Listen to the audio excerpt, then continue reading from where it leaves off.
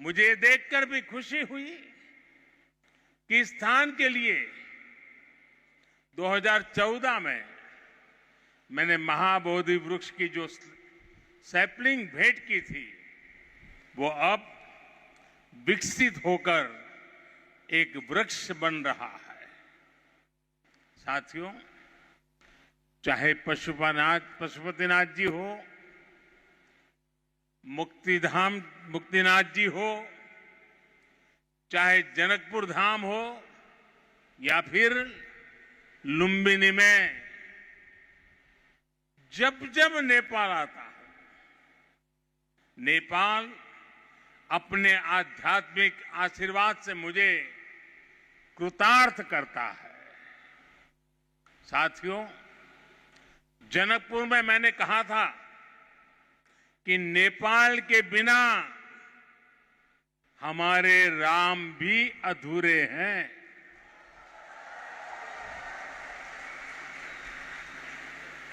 मुझे पता है कि आज जब भारत में भगवान श्री राम का भव्य मंदिर बन रहा है, तो नेपाल के लोग भी उतना ही खुशी महसूस कर रहे हैं। साथियों, नेपाल यानी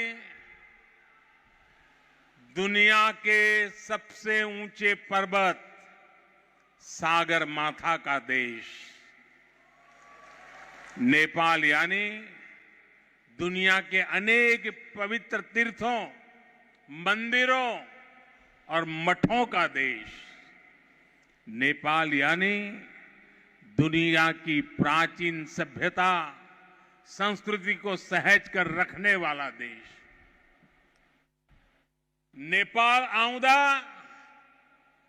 मलाई कुनै राजनीतिक भ्रमण भन्दा अलग औटा छुट्टै आध्यात्मिक अनुभूति हुन्छ। भारत और भारत के लोगों ने हजारों सालों से नेपाल को इसी दृष्टि और आस्था के साथ देखा है। मुझे विश्वास है, अभी कुछ समय पहले जब शेर बहादुर देउबा जी, श्रीमती आरजू देउबा जी भारत गए थे, और जैसा अभी देउबा जी ने वर्णन किया बनारस का, काशी विश्वनाथ धाम की यात्रा की थी, तो उन्हें भी ऐसी ही अनुभूति भारत के लिए भी होना बहुत स्वाभाविक है। साथियों, ये साझी विरासत, ये साझी संस्कृति, ये साझी आस्था और ये साझा प्रेम, यही हमारी सबसे बड़ी पूंजी है।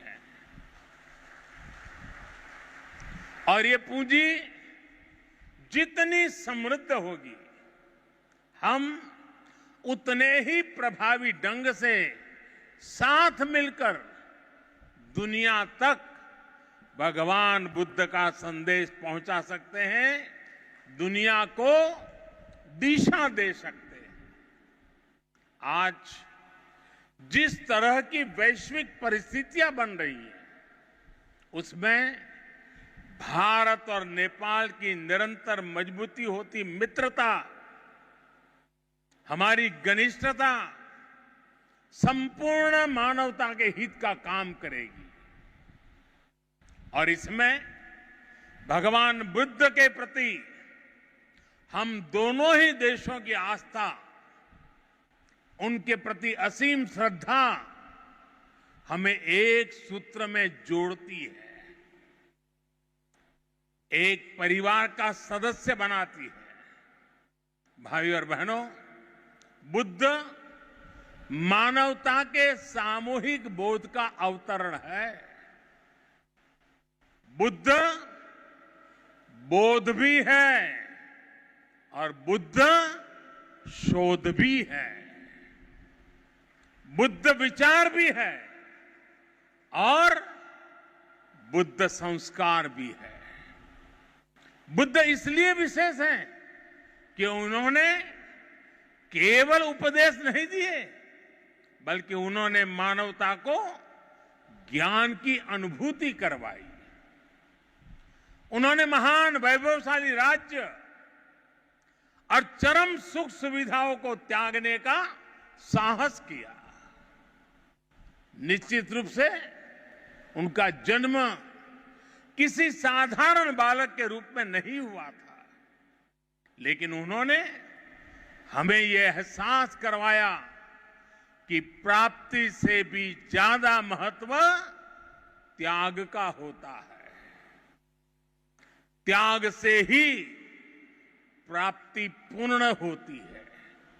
इसलिए वो जंगलों में विचरे, उन्होंने तप किया, शोध किया। उस आत्म शोध के बाद जब वो ज्ञान के शिखर तक पहुंचे, तो भी उन्होंने किसी चमत्कार से लोगों को का कल्याण करने का दावा कभी नहीं किया, बल्कि भगवान बुद्ध ने हमें वो रास्ता बताया जो उन्होंने खुद जिया था। उन्होंने हमें मंत्र दिया था, अप्पदीपो भव भिक्खवे, अप्पदीपो भव भिक्खवे, परीक्ष भिक्षवो, ग्राह्यम मद बचो न तू गौरवाद। अर्थात अपना दीपक स्वयं बनो, मेरे वचनों को भी मेरे प्रति आदर के कारण ग्रहण मत करो, बल्कि उनका परीक्षण करके उन्हें आत्मसात करो। साथियों, भगवान बुद्ध से जुड़ा एक और विषय है जिसका मैं आज जरूर जिक्र करना चाहता हूं। वैशाख पूर्णिमा का दिन लुम्बिनी में सिद्धार्थ के रूप में बुद्ध का जन्म हुआ। इसी दिन बोध गया में वो बोध प्राप्त करके भगवान बुद्ध बने, और इसी दिन कुशीनगर में उनका महापरिनिर्वाण हुआ। एक ही तिथि, एक ही वैशाख पूर्णिमा पर भगवान बुद्ध की जीवन यात्रा के ये पड़ाव केवल संयोग मात्र नहीं था। इसमें बुद्धत्व का वो दार्शनिक संदेश भी है जिसमें जीवन, ज्ञान और निर्वाण तीनों एक साथ है, तीनों एक साथ जुड़े हैं। यही मानवीय जीवन की पूर्णता है और संभवतः इसीलिए भगवान बुद्ध ने पूर्णिमा की इस पवित्र तिथि को चुना होगा। जब हम मानवीय जीवन को इस पूर्णता में देखने लगते हैं तो विभाजन और भेदभाव के लिए कोई जगह नहीं बचती। तब हम खुद ही वसुधैव कुटुंबकम की उस भावना को जीने लगते हैं जो सर्वे भवन्तु सुखिनः से लेकर भवतु सब्ब मंगलम, भवतु सब्ब मंगलम के बुद्ध उपदेश तक झलकती है।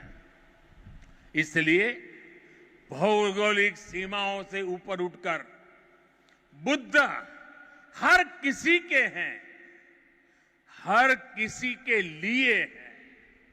साथियों, भगवान बुद्ध के साथ मेरा एक और संबंध भी है जिसमें अद्भुत संयोग भी है और जो बहुत सुखद भी है।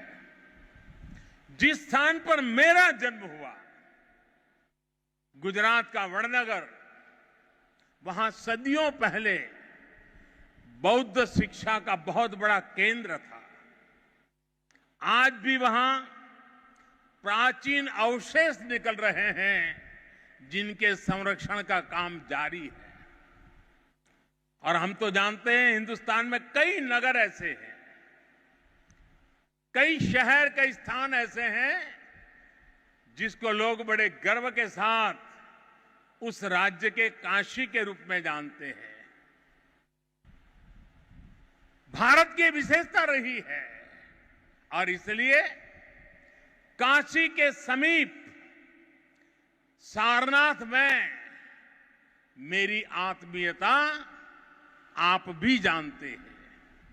भारत में सारनाथ, बोध गया और कुशीनगर से लेकर नेपाल में लुम्बिनी तक ये पवित्र स्थान हमारी सांझी विरासत और सांझे मूल्यों का प्रतीक है।